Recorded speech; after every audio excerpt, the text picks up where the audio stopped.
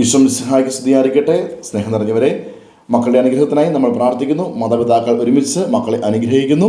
ദൈവത്തിൻ്റെ അനുഗ്രഹം മക്കളിലേക്ക് ഒഴുകിയിറങ്ങുന്നത് പോലെ മാതാപിതാക്കളിലൂടെയും മക്കൾ അനുഗ്രഹം പ്രാപിക്കുന്നു. നമുക്ക് പ്രാർത്ഥിക്കാം.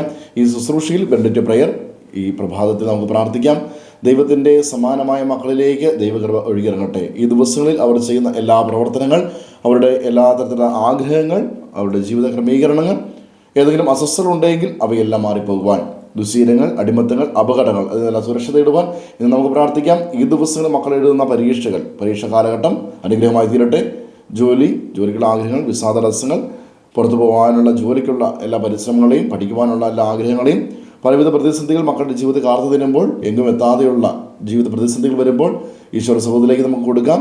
ഇന്ന് 63-ാം സങ്കീർത്തനം 1-ാം വചനം. എൻ്റെ ആത്മാവ് അങ്ങേക്കായി ദാഹിക്കുന്നു. പ്രിയപ്പെട്ട മാതാപിതാക്കളെ, മക്കളുടെ ജീവിതത്തിൽ ദൈവത്തിനായുള്ളൊരു ദാഹം നിറയുവാൻ പലവിധ ആഗ്രഹങ്ങൾ, സ്വപ്നങ്ങളുണ്ട്. പക്ഷേ അതിലൊക്കെ ഓട്ടം, ജീവിതത്തിൽ മുഴുവനും ജീവിതത്തിൻ്റെ രണ്ടറ്റം കൂട്ടിപ്പിടിപ്പിക്കുവാൻ മക്കൾ ഓടുന്നുണ്ട്. വിജയിക്കുവാൻ വേണ്ടി കാണാതെ അവരെ വളരെയധികം അധ്വാനിച്ച് ഉറക്ക വിളിച്ച് പഠിക്കുന്നുണ്ട്. പക്ഷേ പലപ്പോഴും ദൈവാശ്രയത്തിൽ നിന്ന് മക്കൾ പുറകോട്ട് പോകുന്നു. ദൈവാശ്രയ ബോധത്തിൽ നിന്ന് മക്കൾ പുറകോട്ട് പോകുന്നുണ്ടെങ്കിൽ പരീക്ഷകളിലോ ജീവിത വിജയത്തിലേക്കുള്ള ഓരോ അധ്വാനത്തിലോ ദൈവത്തെ കൂട്ടുപിടിച്ച് ദൈവത്തോട് ചേർന്ന് നിന്ന്, കൂദാശയോട് ചേർന്ന് നിന്ന് അനുഗ്രഹം പ്രാപിക്കുവാൻ നമുക്ക് പ്രാർത്ഥിക്കാം.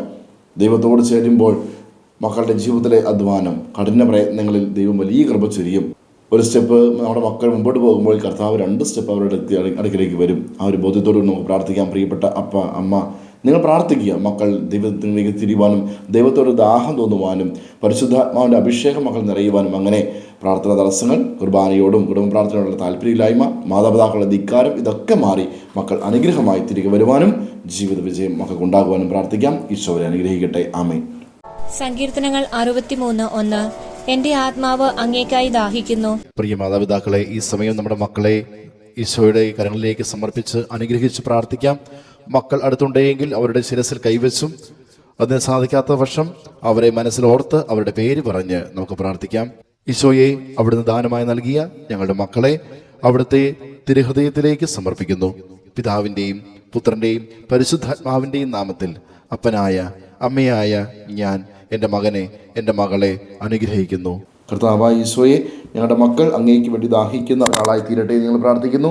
ദൈവമേ, അങ്ങയോടും വചനത്തോടും പ്രാർത്ഥനകളോടും കൂദാശകളോടും നന്മ പ്രവർത്തികളോടും സർവോപരി സ്വർഗത്തോടും വലിയ സ്നേഹം പുലർത്തിക്കൊണ്ട് ഞങ്ങളുടെ മക്കൾ ജീവിതത്തിൽ ഉന്നത വിജയം കരസ്ഥമാക്കി മറ്റുള്ളവർക്ക് മാതൃകയായി തീരട്ടെ. ആമേൻ. യേശുവേ നന്ദി. Hallelujah, hallelujah, hallelujah.